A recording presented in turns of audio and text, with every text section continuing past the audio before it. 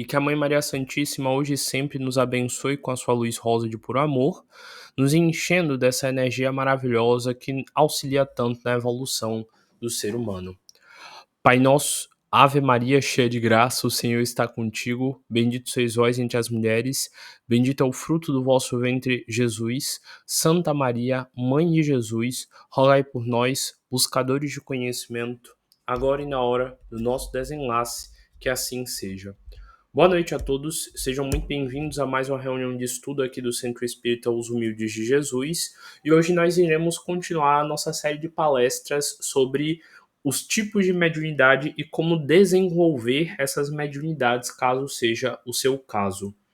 Hoje, em específico, eu vou falar mais sobre a mediunidade de cura e de fatos de cura que a gente conhece, dos tipos de mediunidade e o que geralmente acontece com médiums de cura. E também vou aproveitar para falar um pouco sobre o início da primavera. Para quem já está aqui há mais tempo, sabe que sempre eu gosto de seguir a roda do sabate e fazer palestras associadas a essa roda do sabate, porque, ao meu ver, nós estamos esquecendo o nosso contato com a natureza e eu acho muito importante a gente relembrar que a natureza está aí e está viva. Obviamente, a roda dos sabates não é um tema associado ao espiritismo kardecista e ele não menciona isso em momento algum, mas é algo que eu gosto, então eu sempre explico, já que tem trechos do Livro dos Espíritos e, enfim, que fala sobre os elementais, fala sobre a importância de se conectar com a natureza e de como isso tudo auxilia na mediunidade. Afinal, quem já teve a oportunidade de ir na praia e meditar sabe como é diferente. Quem já teve a oportunidade de ir numa floresta e meditar sente a diferença. Recentemente eu fui visitar o zoológico. A energia de lá é uma energia muito boa, muito legal, cheia de crianças, cheia de pessoas olhando a natureza e se conectando com a natureza. Então a gente percebe que cada local tem uma energia específica associada à natureza e quanto mais nós nos aproximamos dela, melhor. E fazer essas palestras para mim é muito bom porque faz a gente relembrar isso. Agora a gente está iniciando a primavera. Quantas pessoas estão morando aí em prédios, em locais, não tem uma plantinha, nem liga para isso, nem percebe os ciclos da natureza. E hoje, quer dizer, ontem iniciou mais um.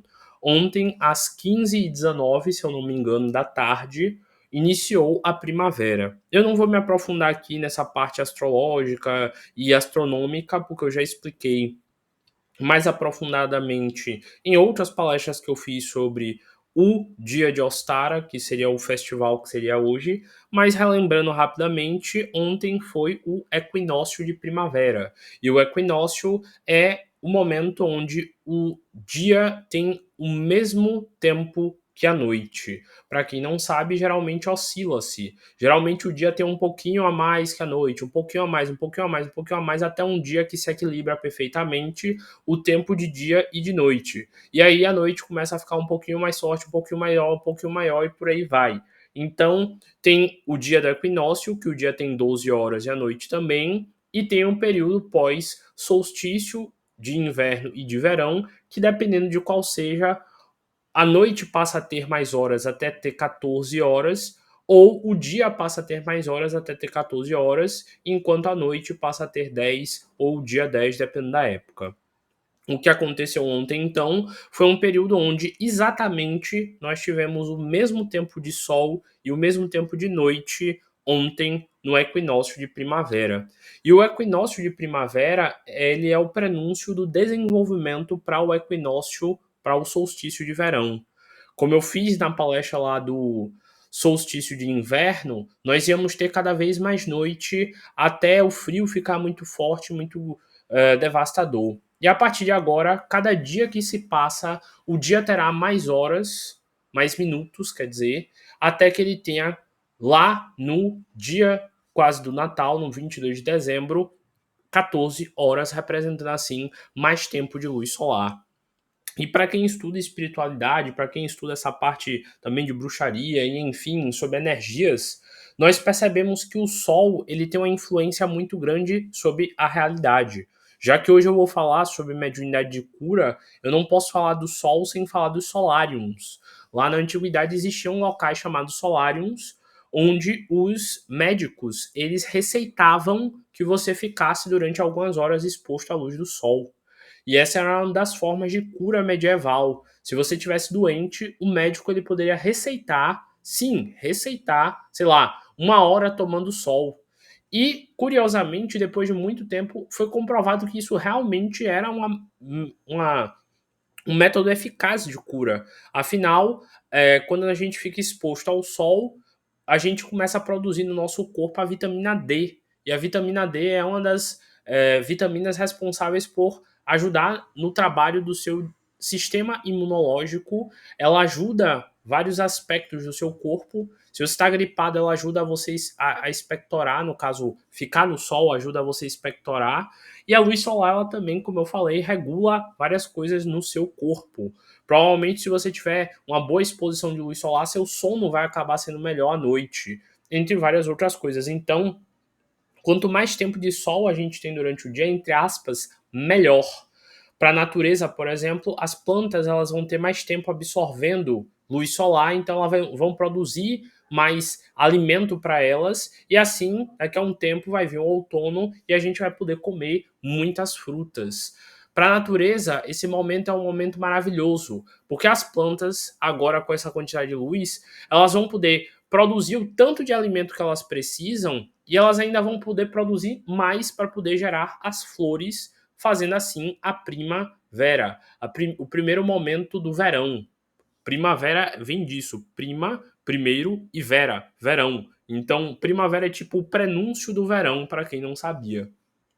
E pare aí para pensar, a primavera de uma forma simbólica seria tipo um momento onde, levando para sua vida, onde você tem dinheiro suficiente para pagar todas as suas contas e ainda sobra dinheiro para você comprar e gastar com a besteira que você quiser, entre aspas, seria isso o que simbolicamente a primavera representa. Tanto que muitas bruxas, lá na antiguidade, nesses momentos de primavera, elas faziam vários ritos e várias magias para terem abundância financeira, já que elas estavam querendo pegar essa energia que estava disponível no ambiente, de ter o suficiente para você e ainda mais. E elas também faziam reflexões sobre juntar e guardar o excedente nessa época para elas poderem ter quando esse momento de bonança passasse. Também já expliquei para vocês que são quando as flores elas surgem nas plantas, que é onde tem a reprodução das plantas. E que a flor ela é basicamente o órgão sexual da planta, e é que naquele momento que elas são polinizadas, fazendo assim a vida retornar a existir, e essas flores se tornarão posteriormente as frutas que nós comemos e gostamos tanto. Então, parece besteira o que eu tô falando aqui, mas isso tem um valor absurdo. Você come frutas porque a primavera tá começando agora. Você come seu alface, suas folhas, você come vários dos seus alimentos porque a primavera tá começando agora. Se você come carne, agora vai ter ainda mais capim pro boizinho, pra vaquinha, para o porco, sei lá o que é ruminante, poder comer e agora gerar ainda mais alimento. Então, na festa de Ostara, que é a festa da primavera, que seria a representação do coelho, da Páscoa, etc., dependendo da roda do Sabbat, se você segue a roda do norte, seria agora Ostara, se você segue a roda do sul, seria o oposto a Ostara, então seria Mabon. Ou então, lá no caso, eles estão vivenciando o início do outono, e aqui a gente está vivenciando o início da primavera.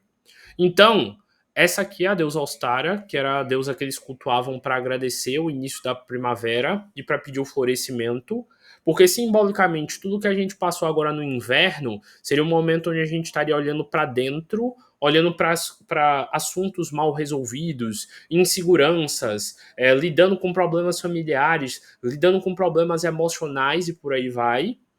E agora inicia a primavera, o momento onde você superou tudo aquilo que aconteceu no inverno, todas aquelas dificuldades, e você volta a colocar para fora para o mundo a sua beleza, o seu brilho, o seu jeito, a sua beleza e floresce o que tem de melhor para o mundo para você. E por que eu estou associando esse tema aqui para falar sobre a mediunidade de cura?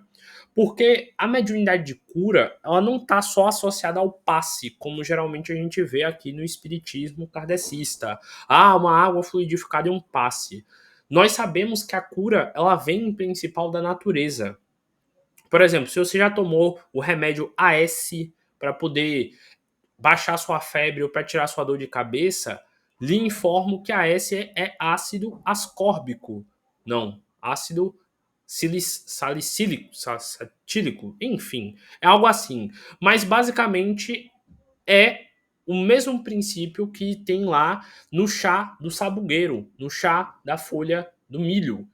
Tanto que antigamente as pessoas tomavam um chá da folha do milho quando estavam gripadas, quando estavam com febre ou com dor de cabeça, exatamente para tirar esses sintomas. Então, a descoberta do AS, remédio, veio do fato de que lá na natureza a gente tinha uma planta que tinha esse mesmo princípio ativo.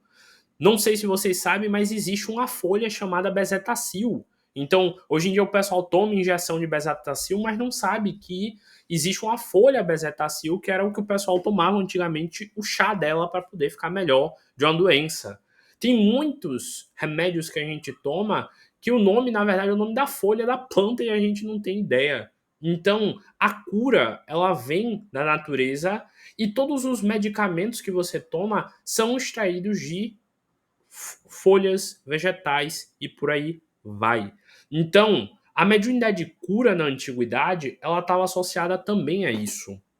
Afinal, como é que as pessoas descobriam que se ela pegasse a folha do sabugueiro e cozinhasse, elas iam ficar boas de saúde? Tendo tanta folha, lembre-se que os nossos ancestrais viviam em meios a florestas. Até mesmo na cidade era cheio de mato para tudo que é canto. Tinha capim para tudo que é canto. Tinha pitanga para um lado, tinha manga para o outro, tinha tudo que é pé de planta. Mas alguém descobriu que com o chá da folha do sabugueiro você ficava curado da doença tal. Eu, na minha visão, tenho a ideia de que os curandeiros eram médiums ou então cientistas que observavam: olha, quando tal pessoa toma tal chá, ela fica de tal jeito. Como, por exemplo, recentemente fazendo estudos sobre gorilas e sobre macacos, perceberam que as fêmeas dos machos alfas tendem a dar folhas de camomila para eles mastigarem para que eles fiquem mais calmos quando eles estão muito agressivos. Então, até mesmo na natureza, os animais sabem reconhecer de alguma forma que algumas plantas elas geram efeitos, como os elefantes derrubam a marula e eles bebem, eles chupam a fruta marula e eles ficam meio bêbados. E eles ficam brincando e se divertindo juntos. Assim como tem alguns tipos de macaco que comem folhas daquela erva verde que deixa a pessoa mais calma e tranquila.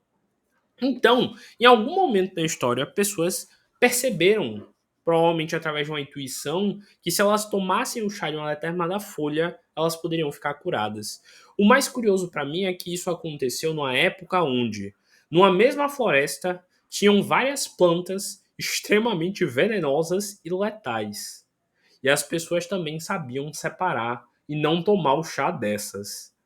Cadê que alguém tomava chá de urtiga? Ninguém tomava. Tudo bem, pode ter tido uma seletividade, sei lá, você viu alguém se coçando com a ortiga, então você se afastou, então por isso você nunca tomou chá dela. Mas bora lá, o tucupi, sei lá o que o povo cozinha 7, 8 dias para poder saber. E os indígenas que ensinaram quantos dias tinha de ser. Quanta gente não morreu até descobrir que tinham de ser 7 dias cozinhando, sei lá quantos dias. A maniçoba, sei lá o que. Então, pela visão espiritual, existiam médiums de cura que tinham a capacidade, através da intuição, de escolher a erva certa que iria dar o resultado. Como é que alguém um dia, sei lá, estava fritando uma carne e pensou, rapaz, e se eu colocar essa folha cortadinha assim na carne, será que não fica gostoso não? E descobriu a salsinha, o manjericão, o coentro. Então, a intuição e a mediunidade em muitos momentos estavam associadas a isso. É porque tem gente aqui que vai ouvir que provavelmente é de cidade grande e talvez não tenha tido contato com isso. Mas no interior é muito comum. Do nada você tá doente, alguém surgiu, ó, tome chá de tal folha que fica bom. Lá ainda tem-se muito esse costume. E em filmes de época vocês também sempre veem aqueles curandeiros que sabiam escolher a erva certa e curavam a pessoa. Então tem toda uma parte intuitiva também nesse processo. Tem também uma parte de passar conhecimento, obviamente. Ó, aquela planta ali cura diarreia. E eles passavam oralmente. Mas e quando esses conhecimentos eram esquecidos? Quando os livros eram queimados em inquisições da vida, como é que as pessoas voltavam a lembrar de que tal erva curava tal coisa? Como é que o caboclo incorpora num terreiro numa pessoa que não entende nada de erva e através dela incorporado fala para alguém tomar chá de tal coisa e a pessoa fica boa mesmo? Como é que isso acontece? Quantas vezes eu já não vi médiums incorporarem, passar chá de não sei o que e realmente abaixar a pressão da pessoa? E aí a gente luta, e as pessoas lutando aí para comprar a losartana ou sei lá o que. Quantas espécies de plantas tem lá na Amazônia prontas para serem utilizadas? Como é que eles aprenderam que se eles colocassem cravo dentro da água e deixassem curtindo por vários dias e tomando esse cravo diminuía infecções fúngicas e era também antibactericida? Como é que eles descobriram que dava para usar cravo como uma forma de anestésico? Como é que eles percebiam essas coisas? Se não às vezes pela intuição. Será que não tinha algo espiritual que soprava, ó, pega aquela planta ali e passa na sua ferida, que vai cicatrizar? Recentemente descobriram, numa dessas universidades aqui do Brasil, que chá de folha de pitanga é excelente para cicatrização, inclusive em pessoas diabéticas que têm dificuldade de cicatrização.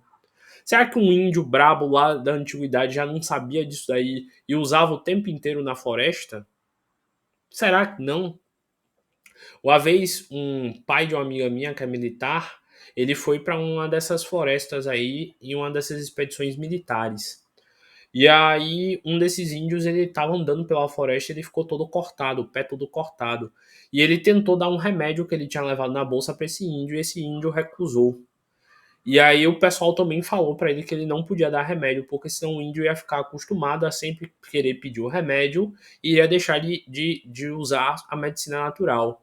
E ele falou que ele acabou não dando o remédio, mesmo com pena, e que horas depois esse índio chegou com a mão cheia de ervas, que ele tomou um chá e que, tipo, no dia seguinte as feridas estavam todas secas de uma forma que ele nunca viu com remédio aquilo acontecer. Remédio comprado em farmácia. Então, tem coisa aí que até hoje a gente não sabe o que é. Tem coisa aí que a gente não tem nem ideia. Mas aquele índio se embreou na floresta e achou a erva certa e se curou sozinho. Através da espiritualidade da intuição dele.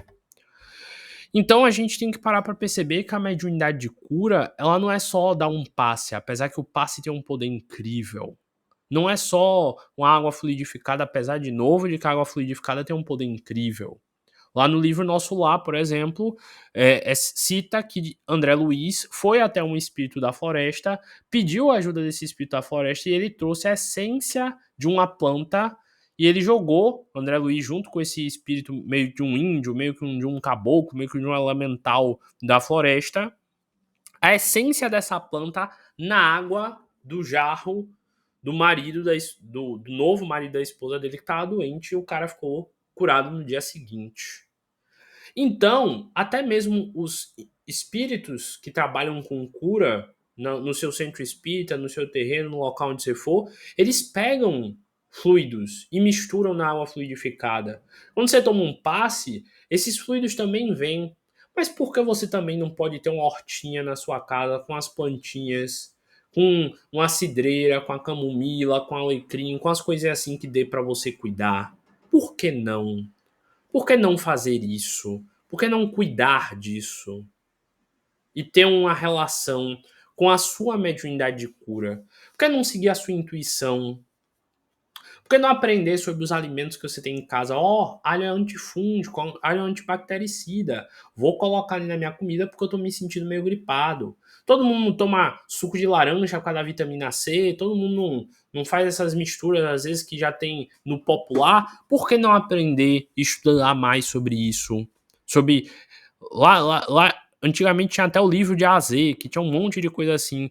Isso é antigo, gente. Eu trouxe até essa imagem aqui que representam a bruxa da antiguidade e a forma com que elas viviam lá na sua forma. Ó aqui, o teto da casa dela cheio de galhos de ervas. Por quê? Porque tem ervas específicas que só em um determinado período do ano dão. E se você pensar dessa erva em outro período do ano, o que é que você faz? Então elas tinham métodos específicos de pegar galhos, colocar no sol, para que o sol secasse toda a parte úmida e seca da folha. Assim, quando secava, não dava fungo, não apodrecia, e elas guardavam as folhas secas. Como é que elas sabiam que mesmo a folha seca, alguns óleos e parte da essência da folha permanecia intacta e depois, se precisasse na urgência, dava para fazer um chá da erva e assim curar alguém? Como é que a intuição delas percebia isso? Foram essas mulheres queimadas na Inquisição, só porque elas sabiam fazer um remedinho que deixava elas mais cheirosas.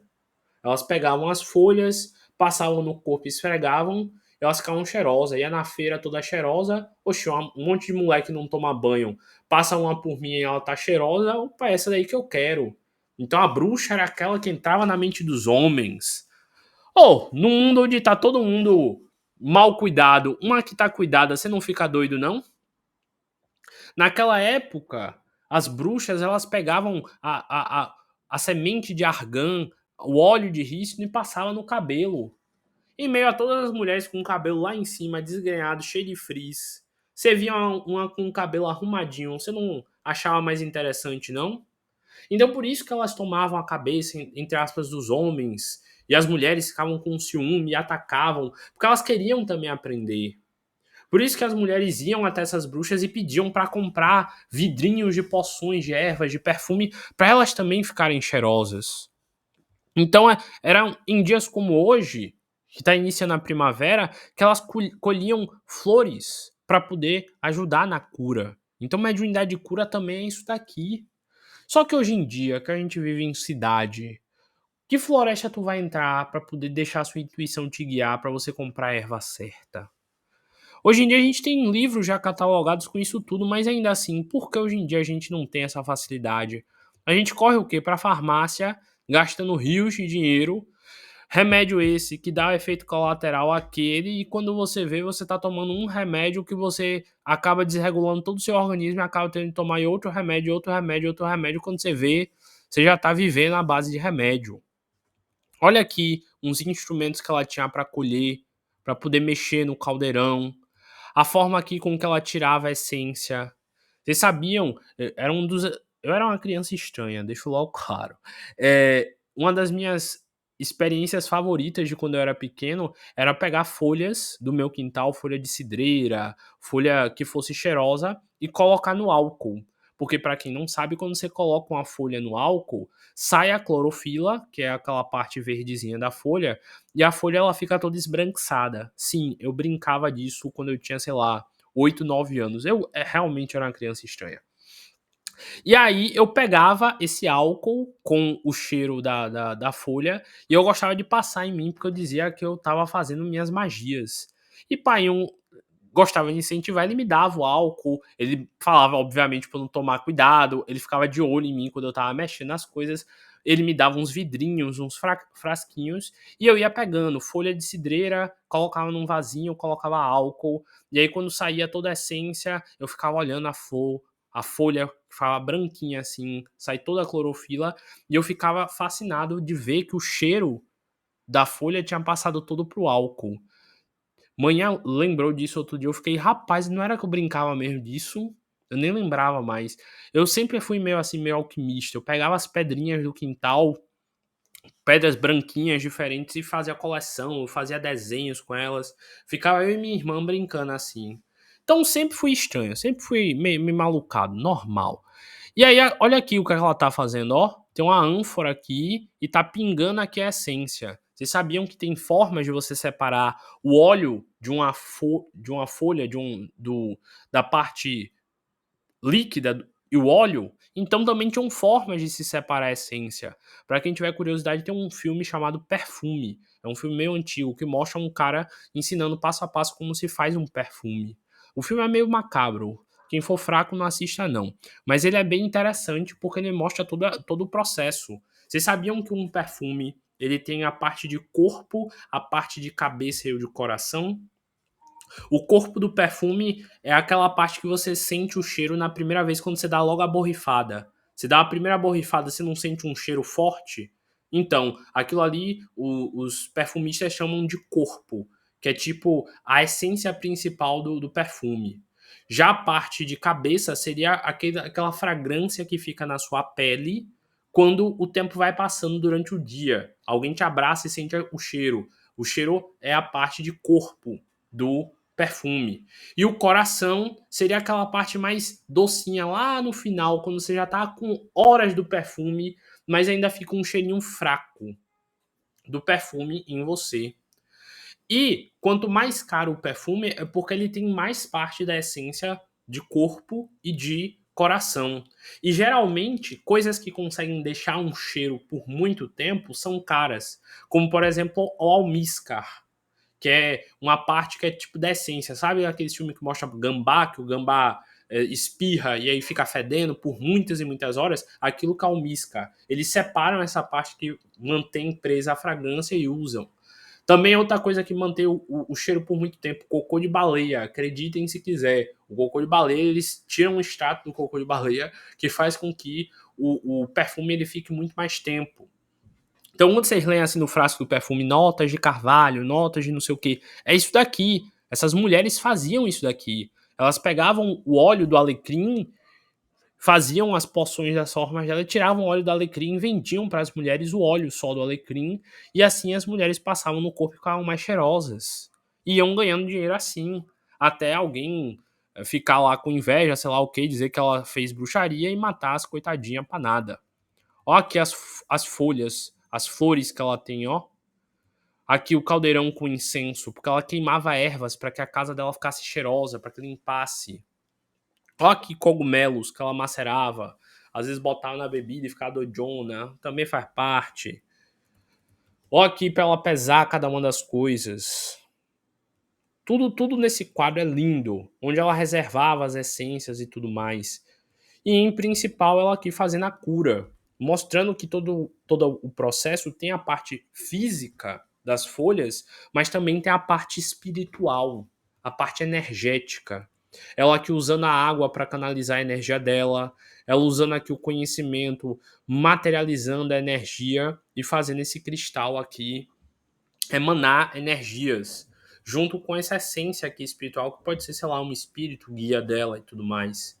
Então, observem o quanto é rica a história da magia, a história da bruxaria, a história do mundo mesmo. Mulheres como essa salvaram, em muitos momentos, pessoas de morrer. Numa época que não se tinha anti-inflamatório, que não se tinha antibiótico, que não se tinha nada, era uma mulher dessa aqui que salvava a vida de alguém com o conhecimento de uma planta que nasce ali no canto e pronto, se toma chá de você fica boa, você fica bom. Então a mediunidade de cura, ela não é só você dar um passe e esse passe curar alguém.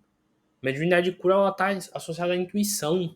Um bom médium de cura tem que entender de ervas, tem que entender da natureza, tem que saber cuidar da natureza. E ele tem que ter profundidade nisso. E aí a gente sabe também os casos famosos de médiums de cura, como Arigó, que tem um filme dele que vocês podem assistir para conhecer melhor. Tem outros casos, infelizmente, que depois ficaram negativos, como aquele homem que eu nem vou citar. Mas em algum momento, digo a vocês, ele realmente foi médium de cura e ele realmente fez coisas extraordinárias. O problema é que o médium ele precisa passar pelo conhece-te a ti mesmo. Ele precisa fazer uma investigação sobre si. Para aí para pensar, se você começasse a apontar sua mão e a pessoa ficasse curada na hora. Ah, fulana tá com câncer, vou lá, você faz uma prece e fulana, o câncer de fulana some. Você não ia começar a ficar soberbo, não? Começar a ficar vaidoso, não? Começar a se achar melhor que todo mundo, se achar um deus na Terra?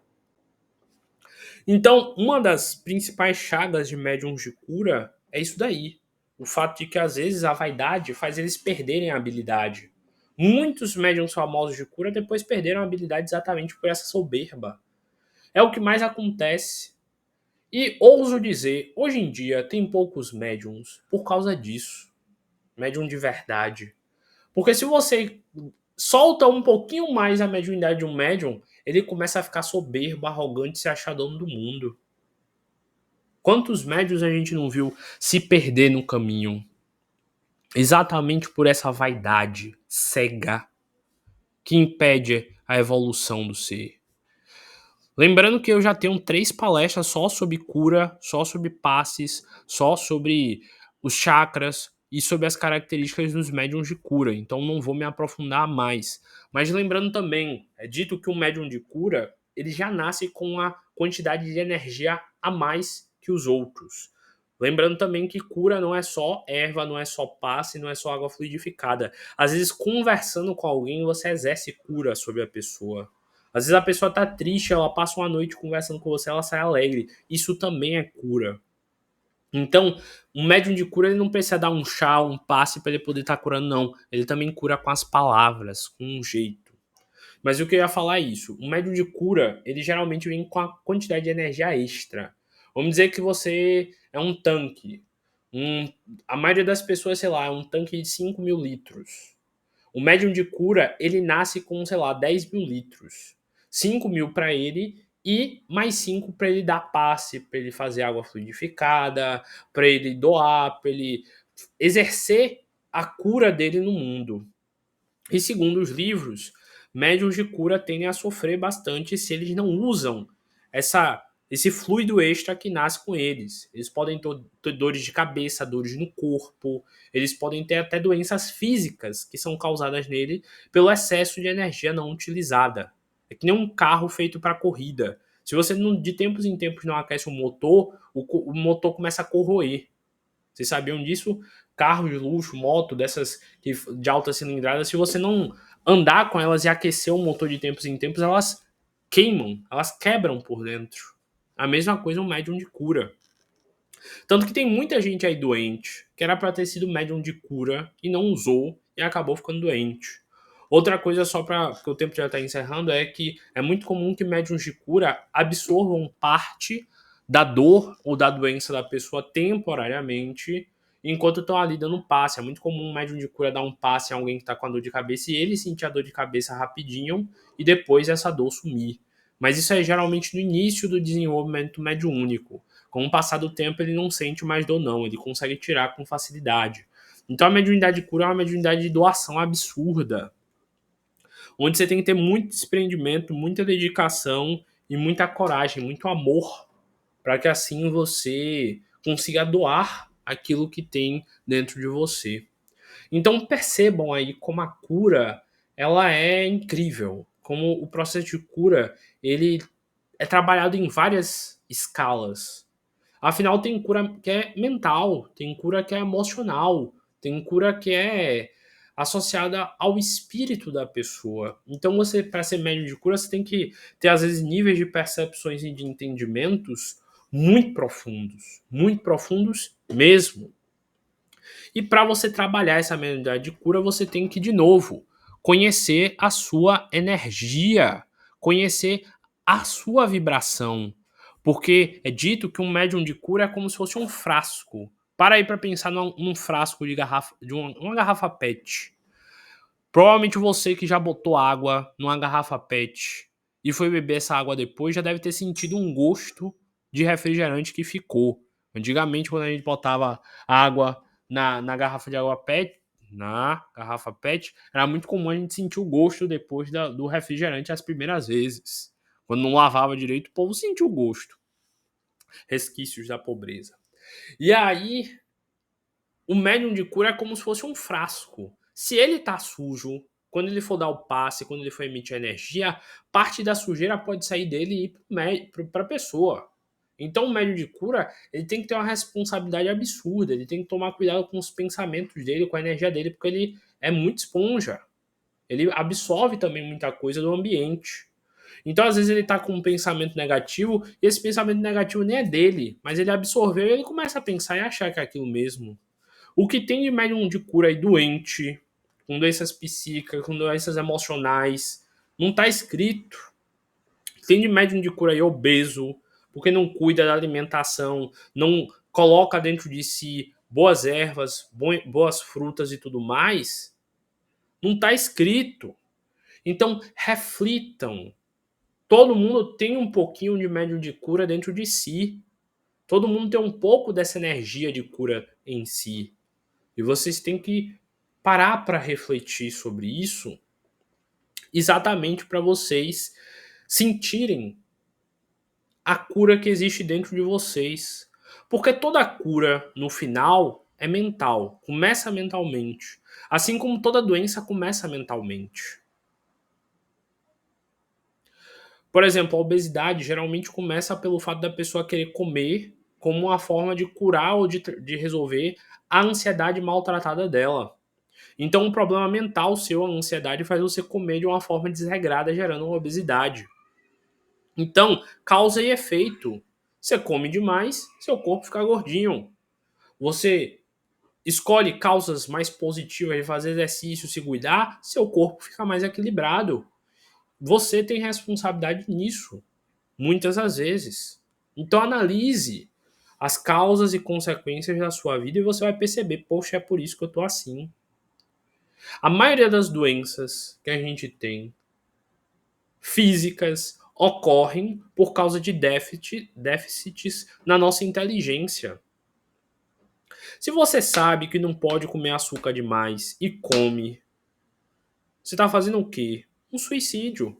Por isso que André Luiz foi considerado suicida. Ele bebia demais e comia coisas gordurosas e acabou desenvolvendo todo o problema lá hepático dele. E aí os espíritos foram e claro, eles disseram, ó, você é suicida. Ele, não me suicidei, não sei o quê. Ele, você sabia que álcool fazia mal e você sabia que esses alimentos que você comia também faziam mal pro seu organismo. Você continua porque quer. Você que é intolerante à lactose e continua comendo lactose, você é suicida. Você é intolerante a glúten e continua comendo glúten, suicida. Se você tem pressão alta e sai comendo sal que nem um doido, suicida. Às vezes a gente precisa colocar em palavras assim mais rústicas e diretas para a pessoa cair em si. Rapaz, é verdade, eu tenho consciência, eu não tô ligando e tô fazendo.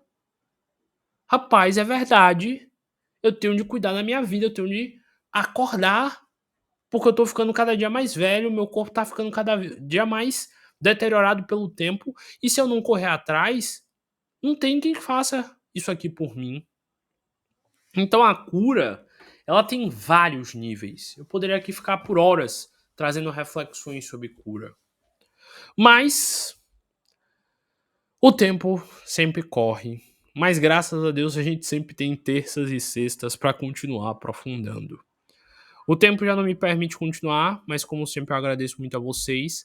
Vão lá, assistam as outras 3 palestras sobre cura, que eu faço várias reflexões sobre o curso, no curso de passes. E vivam a primavera. Comprem uma rosa, comprem flores, coloquem dentro de suas casas.